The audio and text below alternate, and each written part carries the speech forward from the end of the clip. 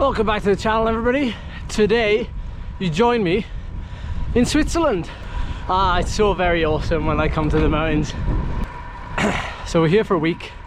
If you haven't seen any of the videos leading up to this, I'm doing 3 events this weekend as part of the UCI Switzerland gravel and road Gran Fondo event. We stayed at a friend's house last night just north of Lausanne, and Charlie's driven 45 minutes to Egg, I think is how you pronounce it, or something like that. It looks completely different to the pronunciation, but I've been told that's how you pronounce the town name, and it's actually where the UCI Cycling Center is, which is where I'm heading. But I've come the long way and I'm taking in some of the route that we'll be doing on Sunday on the road Gran Fondo, and I'm doing like the last, well, I'm missing out the last climb, kind of. That'll be nearby where we're staying, so I can see that later in the week. But I'm on this section of road that's probably about 110k in, 110 to 130, 140k. I've ridden through that valley just over there and it's been fairly draggy.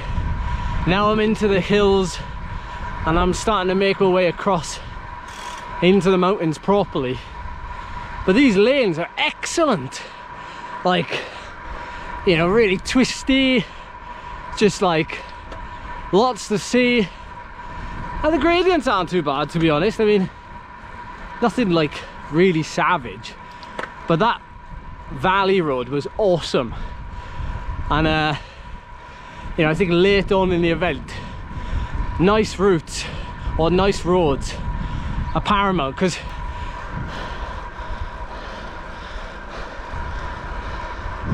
I mean, it's kind of like Wales, just with smoother tarmac, at the risk of sounding like a massive tourist. This is just incredible, and this section is going to be incredibly difficult, I think, at the front of the event, but all over the event, but particularly at the front. I wouldn't mind being on my own here if I can be off the front on my own. It depends if I'm, this is my first proper ride back since like the big effort at the Dragon ride and at Long Course Wales, and I've been a bit under the weather as well, so this is my first ride over an hour. Really, it's going to be about 3.5 hours, and I don't feel brilliant, but that's never stopped me before. A couple of years ago when I won the Haute Route Alpes d'Huez, I definitely wasn't feeling 100%, and that was a 3-day event, and on the 3rd day I managed to do about 340 watts for 40 odd minutes up Alpe d'Huez, so I can't use that as an excuse. I have to believe in myself, and I'm drawing inspiration from this landscape. And what I most love about this kind of riding, I don't have to necessarily get it here. There are other places, of course, very similar to this, but it's the feeling of being alone, you know, out here. You feel like you're really far away from everything, and you know, this isn't like a, well, I don't think it is a famous climb as such. It's more like hiking destination, and yet nestled in here is a very nice climb there's literally no traffic on it whatsoever, but yet the surface is brilliant. The road is really nice, fairly wide, wider than what I would call a lane anyway, but just wonderful. But if the road riding is, you know, going to be like this, and I'm already blown away by it, then the gravel riding must be absolutely out of this world. And obviously I can't wait to show you that. Maybe tomorrow, maybe this afternoon, maybe the next day, I don't know, but yeah, I bet I bet the gravel riding around here is something else. That cave could hardly see anything through it. And I am one, I absolutely hate heights. I don't know why, I just, it's a phobia, isn't it, obviously, but I come out of there and there's a huge drop there and there's a massive dam, quite possibly the biggest one I've ever seen in my life. I know I haven't travelled that far, obviously, but I wonder if do we go over it? No, I don't think we do. I hope we don't anyway. I'll probably crap myself.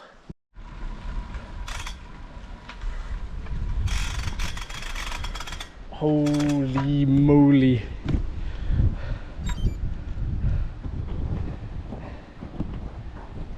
God, that toilet's there. This must be the massive reservoir we ride around in the event. Looking a little bit dry. And you can see the lines, the height that it should be, or has been. There's actually some kind of like barn or house or building over there on the other side that the water level would be fairly close to, I'd imagine. Maybe in the winter. If you're from this area, you know, let us know in the comments. Lovely colour water though. Well, although that section around the reservoir was more like a concrete road, we're back onto a fantastic main road now. And this is the way we'll be heading back towards Fauclaz. I don't think you pronounce the Z, Fauclaz. And then do the final climb, which is the reverse of the Col de la Croix. But this is a very open, like, massive road, again with nobody on it. It's taken me to the highest point of today's ride, which is going to be 1500 meters above sea level. But the Gran Fondo on Sunday is going to have about 4,000 meters of climbing in about 150 kilometers. So it's going to be really attritional. I'm going to have to draw upon all of my knowledge of racing and experience over the last couple of weeks in events. But today I'm heading to the top here now, which is just around the corner, and then it's like a 12-kilometer descent down to see Charlie. So it's been a good 3.5 hour ride.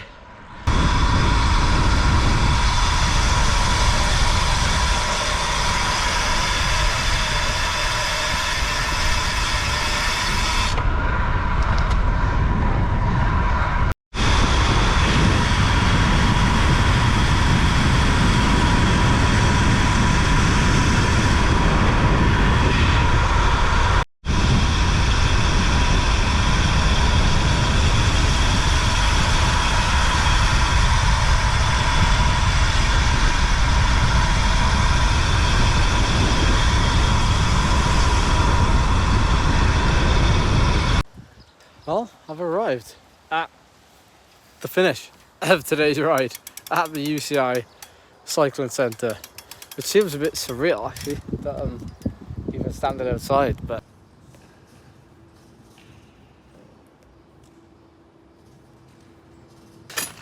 well, we've made it to the campsite and dinner is served. Oh wait, I need to show you the view.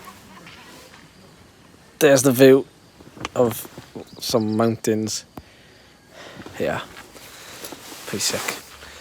So we've got a beetroot salad, we've got gnocchi tomato mozzarella sauce type of thing. We've got some nice dessert, we've got breadsticks, we've got everything we need. Except Charlie's still full of cold. Sad. But hopefully I'll have a good night's sleep and we'll have a nice day out tomorrow. Go on then.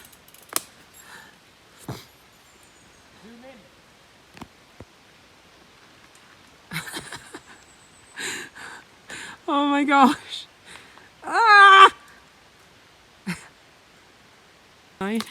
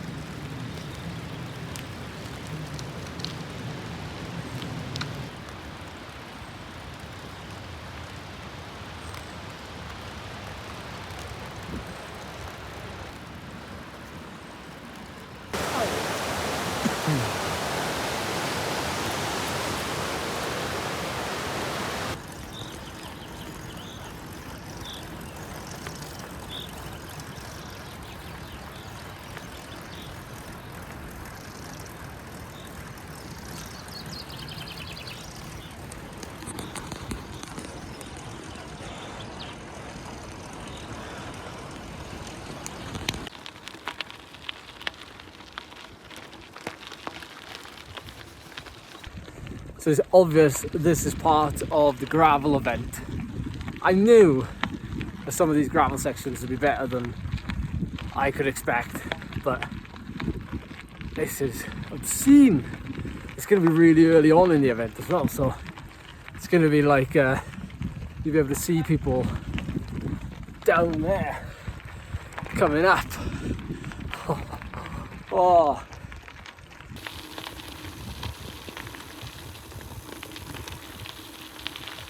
This is way above my technical ability. I'm gonna have to hike a bike this. It's only a short section, like 30 seconds. You can't really get a sense of how steep it is, of course, but you can see the surface is a bit gnarly, jagged in places. There's obviously a smooth enough line, but I just can't quite find it. I might have another go, but I don't think I'm getting up here, especially that bit. See, look at this bit. Tree route. I mean, there is a way through, but by this point, you're right at the end of the climb and all your reserves have been sapped. It looks like a single track for a little bit. Like a balcony single track. Going uphill on bumpy is Macamley. Charlie's just bumped into some British hikers just on there. This route is savage. This is only like 9 kilometers of the gravel route. It goes through, well, it doesn't actually, these gates will be open obviously, but so we came over that little technical section around the ravine that you saw me do.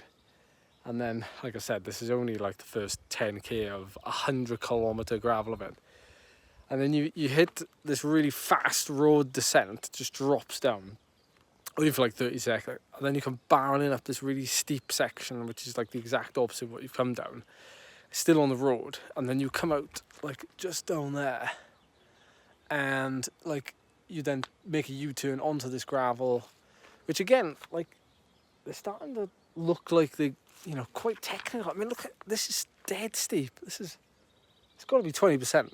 Like it doesn't, again, camera like always takes off 10%, but you go up through those trees and along the top. We've done all the climbing we're doing today. Well, me and Charlie anyway. I'm probably going to head out on the road bike before any rain comes in. But wow, I'm blown away by this, guys. I'm really enjoying this. Might be easier up the middle. Oh.